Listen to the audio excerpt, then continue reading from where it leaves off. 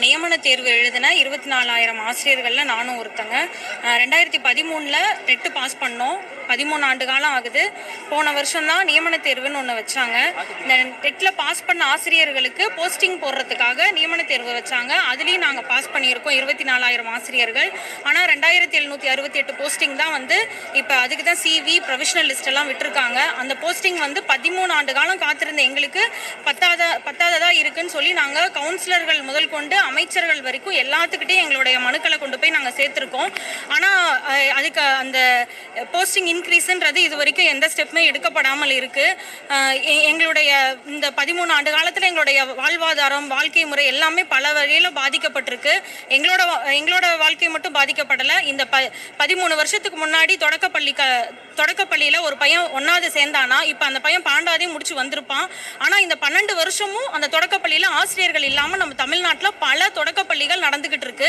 அந்த படித்த மாணவர்களோட கல்வித்தரம் எந்த அளவு இருக்கும், எந்த அளவு பாதிக்கப்பட்டிருக்கும்னு நீங்கள் சிறிதளவு கொஞ்சம் யோசிச்சு பார்த்தீங்கன்னா தெரியும். இந்த 13 ஆண்டு காலத்தில் மாணவர்களோட அரசு பள்ளியில் மாணவர்களோட எண்ணிக்கை ரொம்ப குறைஞ்சதுக்கு இது வந்து மிக முக்கியமான காரணம். அரசு பள்ளிகளில், அதுவும் தொடக்க பள்ளிகளில் ஆசிரியர்கள் இல்லாதது. தொடக்கப்பள்ளி அப்படிங்கிறது தான் வீட்டுக்கு எப்படி பேஸ்மெண்ட் ரொம்ப ரொம்ப முக்கியமோ அந்த மாதிரி மாணவர்களுடைய கல்வி தரத்துக்கு தொடக்கப்பள்ளியோட கல்வி தான் ரொம்ப ரொம்ப முக்கியமான விஷயம். அங்கதான் அவன் ஆள்ல இருந்து அக்கு வரைக்கும் எல்லாத்தையும் கத்துக்கிறான். பேசிக்கான அந்த விஷயத்த சொல்லித்தர இடத்துல ஆசிரியர்கள் இல்லைங்கிறது ரொம்ப கவலைக்குரிய விஷயமா இருக்கு.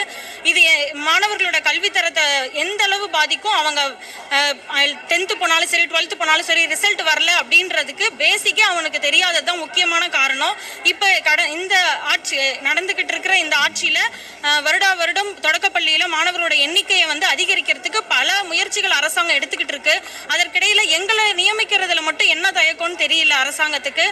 நாங்க ஒரு இடமும் மனு கொடுக்கறப்பெல்லாம் நிதி பற்றாக்குறை தான் காரணமா சொல்றாங்க. வேற எந்த டிபார்ட்மெண்ட்டுக்கு வேணா நிதி இல்லைன்னு காரணத்தை சொல்லலாம். ஆனா மாணவர்களோட கல்வித்தரம், இந்த இன்றைய குழந்தைகள் தான் நாளை எதிர்காலம்னு சொல்ற நம்ம நாட்டுல இன்றைய குழந்தைகளோட கல்விக்கு எப்படி இவங்க பணம் இல்லைன்னு ஒரு காரணத்தை சொல்லலாம். அதை எப்படி ஏற்றுக்கிறதுக்குரியதா இருக்குன்றது எங்க எல்லாருக்கும் மிகப்பெரிய கேள்வியா தான் இருக்கு. இதுக்கு நாங்க எங்க போய் விடை தேடுறதுன்னு தெரியல. நாங்க இன்னைக்கு வந்து 38 மாவட்டத்திலையும் இருக்கிற ஆசிரியர்கள் எல்லாருமே அவங்க மாவட்ட ஆட்சியர்கிட்ட மனு கொடுக்கலாம்னு சொல்லி நாங்க வந்திருக்கோம். இது எங்களுடைய எல்லா விதத்திலையும் முயற்சி செஞ்சுட்டோம்.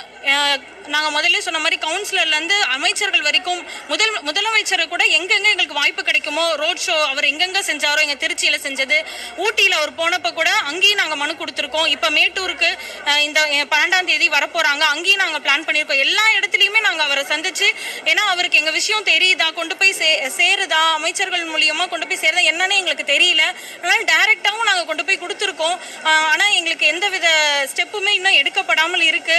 அதனால ஆட்சியர்கள் இன்னைக்கு சந்திக்கலாம்னு திட்டமிட்டு இன்னைக்கு வந்திருக்கோம். அவங்க மீட்டிங்லயாவது எங்களை குறிச்சு பேசுவாங்களா, அப்படி ஒருத்தரும் எங்களுக்கு வாய்ப்பு கிடைக்கிற எல்லா இடத்துலயும் யாராவது எங்களுக்காக பேச மாட்டாங்களான்னு நாங்க வழி தெரியாம தேடி அலைஞ்சிட்டு இருக்கோம். இந்த சிகப்பு நிற துணியை நாங்க எதுக்கு கட்டியிருக்கோம்னா, சமூக நீதியோட பார்வை வந்து எங்களுடைய ஆசிரியர்கள் மேல 24,000 ஆசிரியர்கள் மேலையும் படணும். முதலமைச்சரோட கவனம் எங்க பேர்ல திரும்பணும். அதுக்காக தான் நாங்க இந்த சிகப்பு நிற துணியை நாங்க கட்டியிருக்கோம். இந்த பேட்டி மூலியமாவது இது வந்து முதல்வர் கவனத்துக்கு போகணும். நாங்கள் 38 மாவட்டத்திலையுமே இந்த முயற்சி எடுக்கிறோம். ஆனால் எத்தனை மாவட்டம் இது கொண்டு இந்த செய்திகள் வந்து இந்த செய்தியாளர்கள் உங்களை நம்பிதான், ஏன்னா எல்லார் பக்கமும் நாங்கள் போயிட்டோம். எங்கள் முதல்வர்கிட்ட எங்கள் கவனம் போய் சேரவே இல்லை. இந்த செய்தியாளர் சந்திப்பு மூலியமாவது இந்த விஷயம் அவர் கவனத்துக்கு கொண்டு படுமான்னு நாங்கள் எதிர்பார்த்து தான் நாங்கள் இந்த பேட்டியை நாங்கள் கொடுக்குறோம். எங்களுக்கு வழி தெரியாம இருக்கிறவங்களுக்கு முதல்வர் தான் எங்களுக்கு வழிகாட்டணும். எங்க வாழ்க்கைக்கு ஒரு பதில சொல்லணும். தொடக்கப்பள்ளியில பாதிக்கப்பட்டு இருக்கிற அந்த குழந்தைகளுக்கு இப்ப டெய்லி நியூஸ்ல வந்து எத்தனை பள்ளிகள்ல வந்து ஆசிரியர்கள் இல்ல, தலைமை ஆசிரியர் ஒருத்தர் தான் இருந்து ஒட்டுமொத்த 160 பிள்ளைங்களுக்கும் சொல்லி கொடுத்துட்டு இருந்திருக்கிறாரு. அவரும் வந்து இந்த வருஷம் ரிட்டையர் ஆயிட்டாரு.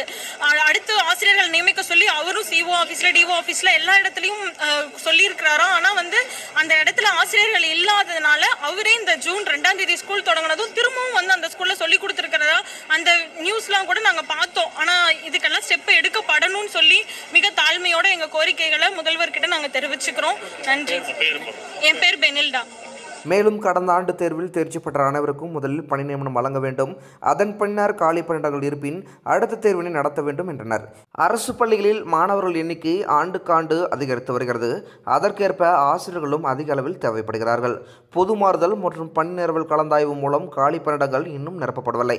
பெரும்பாலான பள்ளிகளில் கூடுதலாக ஆசிரியர் பணியிடங்கள் காலியாக இருக்கிறது. ஆனால் இந்த பணியிடங்கள் காலி பணியிடம் என காண்பிக்க அரசு மறுக்கிறது. அதனால் பணி நிரவல் கலந்தாய்வில் சொற்ப எண்ணிக்கையிலேயே ஆசிரியர்கள் பங்கேற்பதால் அந்த இடங்களும் நிரப்பப்படுவதில் சிக்கல் ஏற்படுகிறது. மாநிலம் முழுவதும் இதே நிலை. ஆகவே கூடுதல் பணியிடங்களை அரசு அதிகாரப்பூர்வமாக காலி பணியிடங்கள் என அறிவிக்க வேண்டும் என்பதே அனைத்து ஆசிரியர்களின் கோரிக்கையாக உள்ளது. இதுபோன்று மேலும் முக்கியமான செய்திகளை தெரிஞ்சுக்கணும் அப்படின்னா நம்ம சேனலை சப்ஸ்கிரைப் பண்ணிட்டு தொடர்ந்து நம்ம சேனலோட இணைந்திருங்க. மீண்டும் அடுத்த சந்திக்கலாம். நன்றி.